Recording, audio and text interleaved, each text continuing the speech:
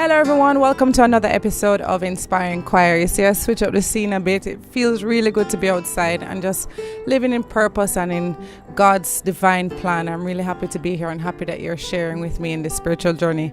Now, last week I was talking about that fight, using God's word as a sword and just really being able to understand his word and using it to make sure that we reach our divine purposes and our plans in life. And I came across 3 quotes that I really resonated with, and I was able to connect it back to the Bible, and I was looking at whether or not it did connect, and it did. So take a look. Okay, so the first one is, expect nothing, appreciate everything. I love that saying, and it reminds me of Ecclesiastes 7:14. When times are good, be happy, but when times are bad, consider this. God has made the one as well as the other. Therefore, no one can discover anything about their future. The second one is from Maya Angelou. Ask for what you want and be prepared to get it. This reminds me of Mark 11:24. Therefore I tell you, whatever you ask in prayer, believe that you have received it, and it will be yours. The third saying in today's world I love is, what consumes your mind controls your life. And this reminds me of Romans 12:2. Do not conform to the pattern of this world, but be transformed by the renewing of your mind. Then you will be able to test and approve what God's will is, his good, pleasing, and perfect will. So the one I want to zone in on is from Maya Angelou. I mean, I'm sure some of you have read her book, some haven't, but you definitely probably know the name. She was very well known for her profound statements and her words and her messages. And this one in particular really stood out to me because it made me realize that a lot of times we are so close to our purpose, so close to our destination, but we're asking for things that we're not prepared for.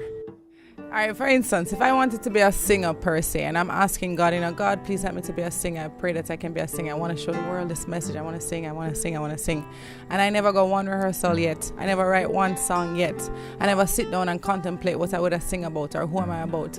When somebody passes me a mic, I'm going to be like, no, check me back next week. And that can't work. You have to be preparing yourself day in, day out for the things that you're asking for.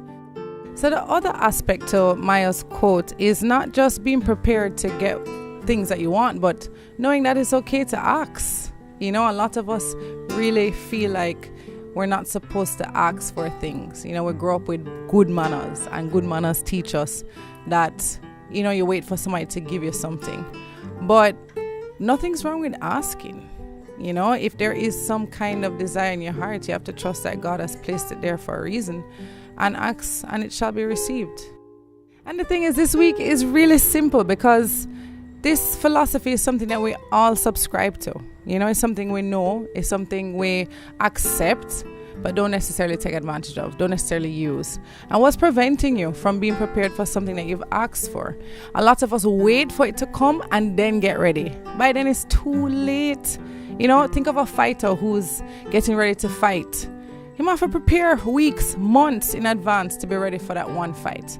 His request was to be able to fight in a big match with lots of crowd and people, but that's not really where it starts. It's in his training, and it's in not having anything and any support or, any counsel, just him and his dream and his drive.